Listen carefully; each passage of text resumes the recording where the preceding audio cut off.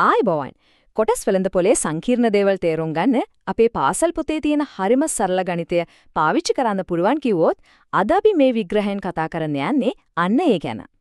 අපි එහෙනම් මෙන්න මේ ප්‍රශ්නෙන්ම පටන් ගමු. 11 වසරේ ගණිතය පාවිච්චි කරලා කොහොමද සමාගමක අයිතියෙන් කෑල්ලක් අපි කරගන්නේ? හිතන තරම් අමාරු නෑ. අපි බලමු මේක කොහොමද වෙන්නේ කියලා. මේ කතාව තවත් ලේසියෙන් තේරුම් ගන්න අපි මෙහෙම දෙයක් කරමු. අපි මනහකල්පිත ආයෝජකයෙක්, ඒ කියන්නේ පෙරේරා මහතාගේ ගනුදෙනුවක් දෙකේ පියවරෙන් පියවර ගිහින් මේ සංඛ්‍යා ටික බින්දලා බලමු. හරි. එහෙනම් අපි වැඩේට බහිමු.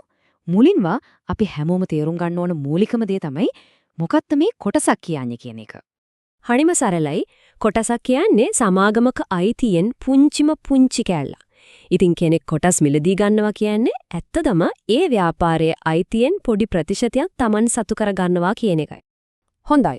දැන් ඔය සංකල්පය ප්‍රායෝගිකව කොහොමද ක්‍රියාත්මක වෙන්නේ කියලා බලමු. පළවෙනි පියවර. ඒ කියන්නේ කෙනෙක් යොදවන මූලික ආයෝජනය ගණනය කරන්නේ කොහොමද? ඔන්න අපේ කතාවේ පෙරේරා මහතා. එයා මොකද කරන්නේ? එයා සමාගමක කොටස් 2000ක් මිලදී ගන්නවා. එක කොටසක් ගන්නේ රුපියල් 20 ගානේ. එහෙනම් එයාගේ මුළු ආයෝජනය හොයාගන්න තියෙන්නේ හරිම පොඩි සුළු කිරීමක්. කොටස් ගණන ඒ කියන්නේ 2000 එක කොටසක මූලෙන් ඒ කියන්නේ 20න් ගුණ කරන්න විතරයි තියෙන්නේ. එතකොට උත්තරේ එනවා රුපියල් 40000ක්. ඔන්න ඕක තමයි පෙරේරා මහතාගේ මූලික ආයෝජනය. ඔහුගේ ගමනේ ආරම්භය. දැන් ඉතින් මේ මුදල තමයි එයා වෙනුවෙන් වැඩ කරන්න පටන් ගන්නේ. මේකේ තියෙන නියමම දේ මොකක්ද දන්නවද? මේ අපි කතා කරන හැම ගණනේ තිරේමක්ම කිලින්ම අපේ 11 ශ්‍රේණියේ ගණිතීය පෙළ පොතේ තියෙන දේවල්. ඒකෙන් මේ කතාවට ලොකු විශ්වසනීයත්වයක් ලැබෙනවා. හොඳයි. කොටස් අයිති කරගත්තම තියෙන එක වාසියක් තමයි ඒවා විකුණන්නත් කලින් ආදායමක් උපයන්න පුරුවන් වීම.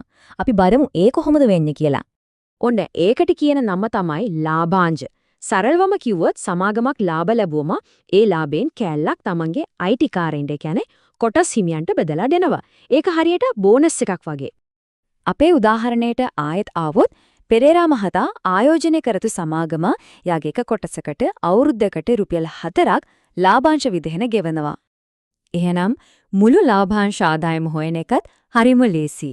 Tamanට අයිති මුළු කොටස් ගණන එක කොටසකට ලැබෙන ලාභාංශ ගානෙන් ගුණ කරන්නයි තියෙන්නේ. ඒ කියන්නේ පෙරේරා මහතාට වාර්ෂිකව රුපියල් 8000ක ආදායමක් ලැබෙනවා නිකම්ම කොටස් ටික තියාගෙන ඉන්න එකට විතරයි. මේ තමයි ආයෝජකයෙක් ලාභ ලබන පළවෙනි ක්‍රමය. හරි. දැන් අපි යමු ආයෝජන ගමනේ ඊළඟ වැදගත්ම අදියරට. ඒ කියන්නේ කාලයක් ගියාට පස්සේ කොටස් ටික විකුණන එකට. ඉතින් ටික කාලයක් ගියාම කොටසේ වෙළඳපොළ මිල ඉහළ යනවා. පෙරේරා මහතා ගත්ත රුපියල් 20 කොටස දැන් රුපියල් 25යි. ඉතින් එයා තීරණය කරනවා Taman මේ කොටස් ඔක්කොම විකුණලා දාන්න. මෙන්න මේ වෙනස තමයි මෙතන තියෙන වැදගත්ම දේ. ගතේ රුපියල් 20ට විකුණන්නේ රුපියල් 25ට. පැහැදිලිවම ලාභයක් තියෙනව නේද? අන්නේ විදිහට කොටසක වටිනාකම වැඩි වුණාම ඒක විකුණලා ලබන ලාභයට තමයි අපි ප්‍රාග්ධන ලාභය කියලා කියන්නේ. මේ තමයි ආයෝජනයකින් ලාභ ලබන දෙවෙනි ක්‍රමය. ඉතින් මේ ප්‍රාග්ධන ලාභය හරියටම ගණනය කරන්න පියවර දෙකක් තියෙනවා. එක විකිණීමෙන් ලැබුණු මුළු මුදල හොයාගන්න ඕන. ඊළඟට ඒකෙන් අපි මුලින්ම යට කරපු මුදල ඒ කියන්නේ ආයෝජනය අඩු කරන්න ඕන. එතකොට අපිට ලැබෙනව රුපියල් 10000ක පැහැදිලි ප්‍රාග්ධන ලාභයක්. මේ තමයි කොටස් විකිණීමෙන්ම ලැබුණු නියම ලාභය. හොඳයි. දැන් අපිට ලාභයක් තියෙනවා. ඒත් අපි මේ දිහා තව ටිකක් ගැඹුරින් බලමු. ඒ කියන්නේ මේ ආයෝජනය ඇත්තකම කොයිතරම් සාර්ථකද කියලා මනින්නේ කොහොමද? ආයෝජනයක නියම සාර්ථකතාවයේ මනින්නේ ප්‍රතිශතයක් විදිහටයි.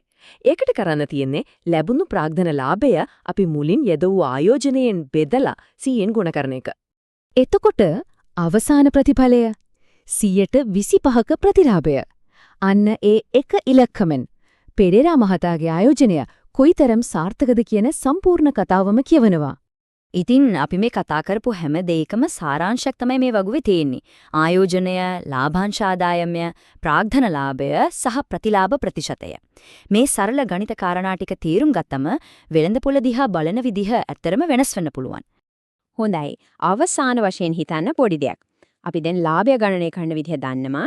එහෙනම් හිතන්න කොටසක මිල බලාපොරොත්තු වුණ විදිහට වැඩි නොවි අඩු වුණොත් එතකොට සිද්ධ වෙන ප්‍රාග්ධන අලාභයක අවදානම ගණනය කරන්නේ කොහොමද? මේ ගැන හිතන එක මේ මාතෘකාව තවත් ගැඹුරින් තේරුම් ගන්න හොඳ අභ්‍යාසයක් වේවි.